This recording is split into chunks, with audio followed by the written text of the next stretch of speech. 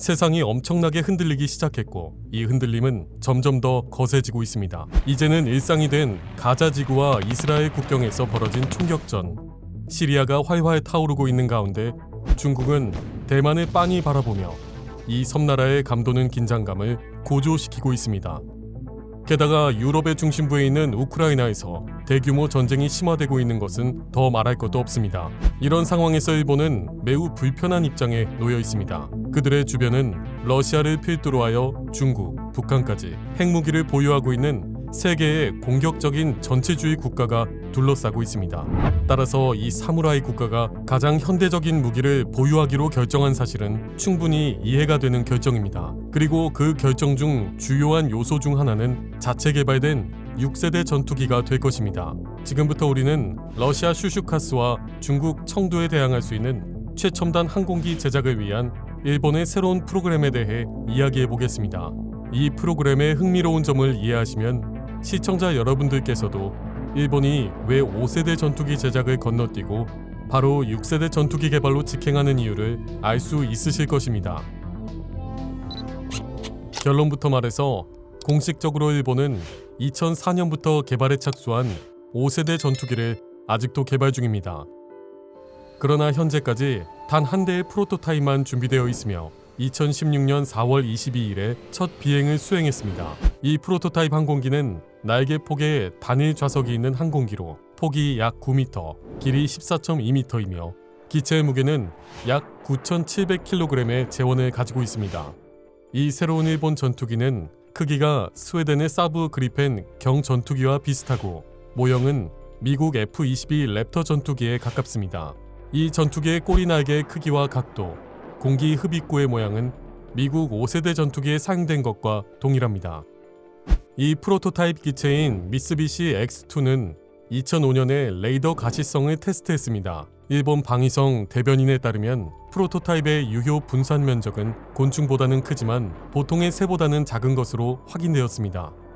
따라서 레이더를 통해 이러한 일반적인 새와 이 전투기를 구별해내는 것은 매우 어려울 것입니다. 이 전투기에는 2개의 터보제트 엔진이 장착되어 있으며 애프터버너를 사용하지 않고도 초음속 비행을 할 수 있는 것으로 알려져 있습니다. 또한 이 프로토타입에는 제어된 추력 벡터를 탑재한 IHI XF51 엔진이 있으며 각 제트 엔진의 노즐에 있는 3개의 꽃잎은 제트 기류를 전환시키는 역할을 하게 됩니다.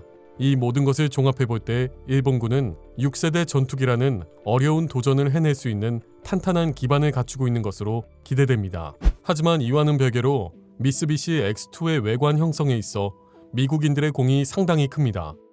더 정확하게는 미국이 일본에 가한 규제가 결정적인 영향을 미쳤습니다. 세계 최초의 스텔스 전투기로 잘 알려진 F-22 랩터가 미국에 의해 개발되었을 때 일본은 미 동맹국의 충실한 일원으로서 일정량의 프레데터를 미국으로부터 확보할 수 있을 것으로 기대했습니다. 그러나 예상과는 달리 미국 의회는 F-22에 사용된 기술이 러시아와 중국에 알려질까 두려워 판매를 금지했습니다. 이로 인해 자랑스러운 사무라이의 후손들은 기분이 상했고 결국 스스로 5세대 전투기를 만들기로 결정했습니다. 그래서 미쓰비시 X2가 탄생했는데 문제는 그 직후에 터진 스캔들입니다. 예기치 못하게 일본군에서 비싸다는 이유로 전투기의 프로토타입을 운용할 프로젝트 자금 조달을 계속 거부했습니다. 개발업체인 미쓰비시 중공업이 이 프로토타입 전투기를 생산하는 데 사용한 비용은 약 2억 1,500만 달러로 추산됩니다. 하지만 일본군은 이 비용을 지급하는 것을 거부하고 2억 1,900만 달러에 미국의 F-35를 구입하고 말았습니다. 미쓰비시 중공업은 분노했지만 스캔들은 곧 잠잠해졌으며 대신 그 보상으로 미쓰비시는 6세대 전투기인 F-3 개발의 주도 기업으로 선정되었습니다. 결론적으로 일본이 F-35를 구매하기 시작했기 때문에 미국에게도 이득이고 미쓰비시 중공업 역시 약간의 값비싼 프로젝트 비용을 허비한 것에 대해 불평하지 않고 있습니다. 일본 방위성이 제출한 F-3 프로그램에 따르면 F-3는 1930년대 중반까지 미국의 F-16을 재구성하여 제작된 97대의 F-2 전투기뿐만 아니라 200대 이상의 오래된 F-15J 모델을 대체할 예정입니다. 이 프로그램의 비용은 총 450억 달러로 예상됩니다. 그럼 지금부터 이 새로운 일본 항공기의 기술적인 세부 사항을 살펴보도록 하겠습니다. 이 새로운 항공기는 미쓰비시 X2의 기술을 기반으로 하지만 아직 외형은 정해지지 않았으며 컨셉 단계에 있습니다. 그러나 탑재 시스템에 대한 일부 정보는 공개가 되었으며 아마도 이 전투기에는 두 종류의 엔진이 장착될 것입니다. 하나는 차세대 엔진인 XF91로 이 엔진은 편향된 추력 벡터와 각각 15,000에서 16,500의 속도의 추력을 발휘할 것으로 예상되는데 이는 프레데터의 추력과 비슷합니다. 또한 두 개의 F-119 PW-100 엔진이 추가로 장착되어 항공기에 15,876kg의 추가 추력을 제공합니다. 이는 러시아 5세대 전투기 수호이 57에 탑재된 러시아 AL-41 F1의 추력과 견줄 만한 수치인데 AL-41 F1의 추력은 15,000kg 힘입니다. 그러나 문제는 현재 러시아군이 프로덕트 30이라고 불리는 새로운 엔진을 장착하겠다고 동맹국들을 위협하고 있으며 이 추진력은 한층 더 높아질 것으로 예상됩니다. 따라서 일본의 이 새로운 엔진은 뛰어난 것이라고 할 수 없으며 특히 6세대 전투기에 사용하기에 부족해 보입니다. 그러나 F3의 더욱 흥미로운 부분은 이 전투기가 180kW의 전기를 생성하는 전투용 레이저 또는 지향성 에너지 무기를 사용하여 상당한 거리에 있는 적의 전자장치를 소각시킬 수 있다는 것입니다. 또한 이 전투기 내부 구획에는 6개의 재래식 무장 시스템 역시 보유하고 있습니다.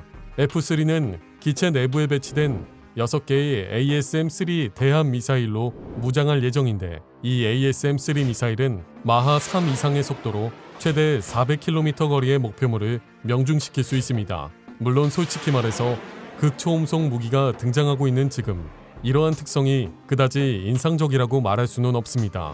그러나 일본의 개발자들이 말했듯이 아직 개발이 완성된 게 아닙니다. 우리는 일본 개발자들이 여전히 우리를 놀라게 할 것이라고 기대하고 있습니다. 450억 달러라는 막대한 투자 비용은 확실히 놀라운 일을 할 수 있기에 충분한 비용입니다. 혁신적인 무장 기술 외에도 미쓰비시 F3는 매우 강력한 탑재 장비를 갖게 될 것입니다. 먼저 항공기를 제어하기 위해 인간-기계 인터페이스를 사용할 계획이며 이는 조종 및 전투 임무를 용이하게 하기 위해 데이터 흐름을 최적화하는 역할을 할 것입니다. 두 번째로 항공기의 몸체도 전자방해 전파를 생성하여 적의 레이더로부터 은신할 수 있습니다.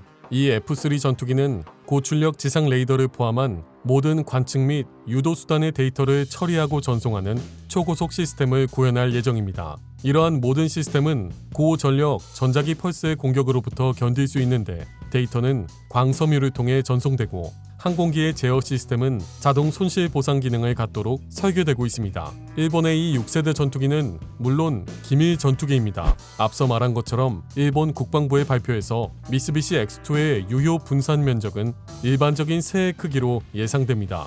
F3의 레이더에 포착되는 수치에 대해 현재 알려진 바는 없지만 일본 엔지니어들이 현재 완전 투명화를 달성하기 위해 상당히 혁신적인 기술을 연구하고 있다는 정보가 있습니다.